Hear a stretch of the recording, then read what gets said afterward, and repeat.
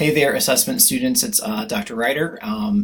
Just sending you this short 1-minute video in response to your 1-minute papers from class the other evening. Thanks again for your time and attention. Let's get started here. So, one of the questions that was asked on the 1-minute papers was, how does research play into assessment? And so I'm not sure that I'm going to answer this question correctly, or at least in terms of what the person who asked this was looking for. I guess one way to answer this is that you will use you will use research methods and research as part of your assessment.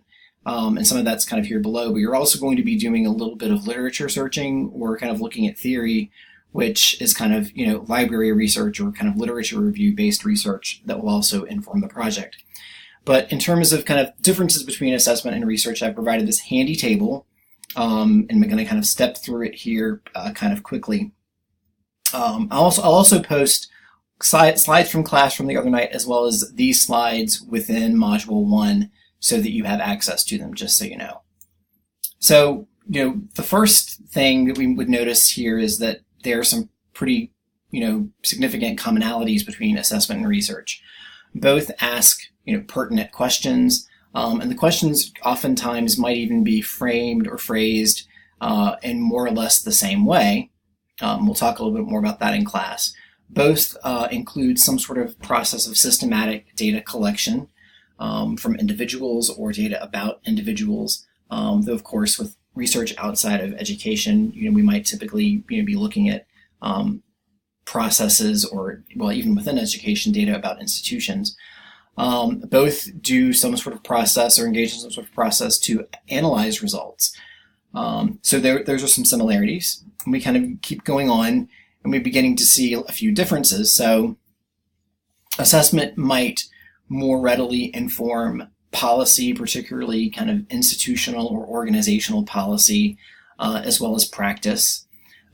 Research we might think of as being maybe more relevant and more related to informing how we understand and kind of how we shape theory or theoretical constructs, as well as practice. And, to be frank, research also certainly can inform policy, and it should in the normal world if things are kind of moving along correctly.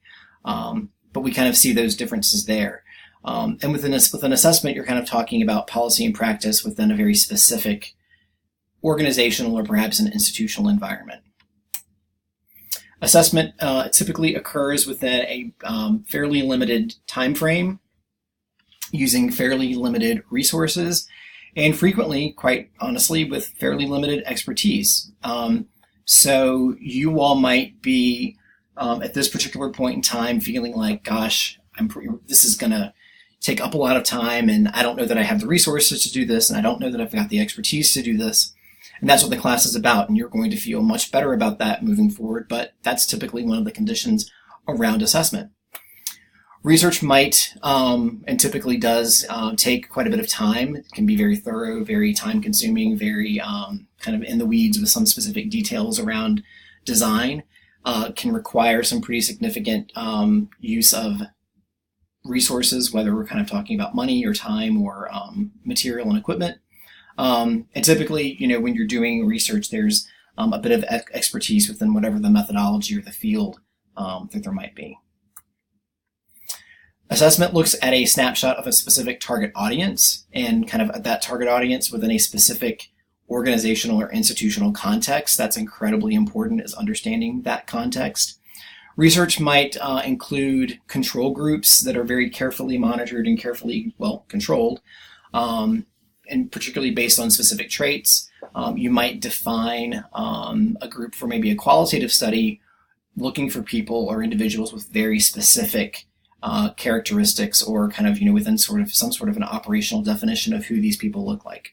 Now, you'll also develop an operational definition of your sample for your assessment, but that's very much, again, part of the target audience that you've identified. So you're kind of describing the characteristics of that target audience. And, we kind of let people, kind of be who they are, where they are, as part of the conditions of assessment. Within research, again, we kind of try to control maybe more so who we might look at as part of our data analysis. So this is a bit of a reiteration of a previous point, evidence to make better decisions with respect to assessment. We're looking at improving programs, improving experiences or interventions to improve learning or other kind of related outcomes, to improve processes, research, evidence to make and refine theory. So that's a bit of a difference. And another kind of reiteration of a previous point, assessment is very specific to what's being assessed. And in research, we might be looking to make more broadly generalizable conclusions as we move forward and as we kind of complete and talk about and prepare the research. So those are some of the differences. If you'd like to talk a little bit more about this, we certainly can. Just let me know. And there's the table again. The course and project feel a bit heavy. So they are, and it's not necessarily heavy to make you feel like it's undue or like it's not going to be possible to do, or that it's going to be too terribly taxing or difficult. I think it is challenging. I think students have to work pretty hard in the course to do well. But again, there's quite a bit of support. There's quite a bit of support that's already built in with some of the resources that you have on the Blackboard site, such as the assessment project schedule, which doesn't look like this. Obviously, it's more of a Word-based document as opposed to this large calendar, but hopefully you get the idea. And the assessment plan outline that you have on the syllabus. The syllabus has lots of really good, helpful information, including this outline, which is exactly what it is that you're supposed to do. And take a minute or two to look at the text that I put in parentheses, because that's essentially kind of providing a bit more guidance about what exactly it is that you're supposed to put within these sections.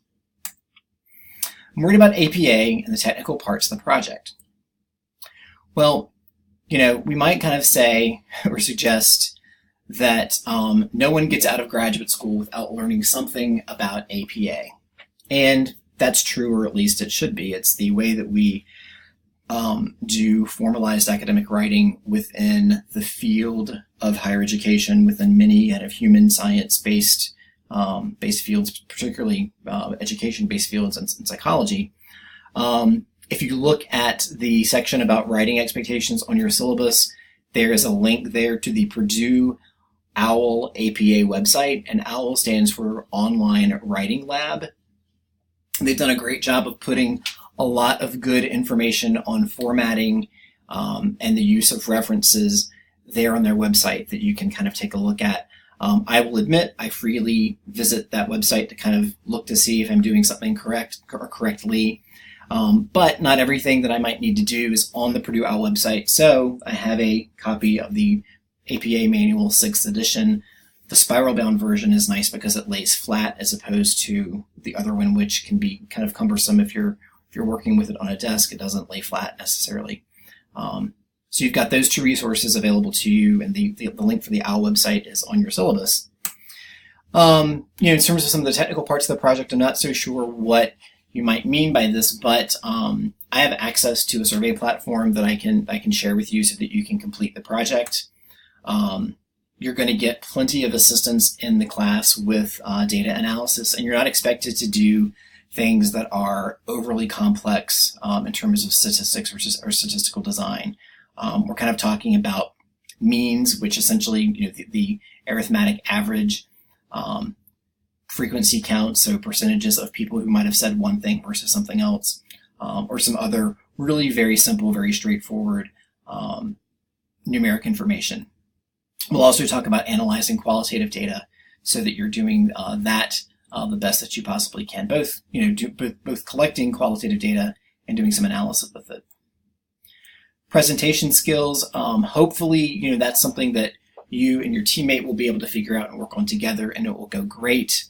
And then, this is just the idea. There's all this tech stuff. We will certainly kind of try to hook you up with some of these things if you need some assistance with it one-on-one. But really and truly, I think you're probably going to be okay. Hope you will show us multiple examples of previously successful projects. Okay, nobody asked this, but I thought it was too too important to not include. So, and you'll see from the image on your paper, this is from the spring course. A couple of other slides I kind of copied images from the spring. But if you go down the menu on Blackboard, whoa, that was bad. If you go down the menu on Blackboard, let me catch back up to myself.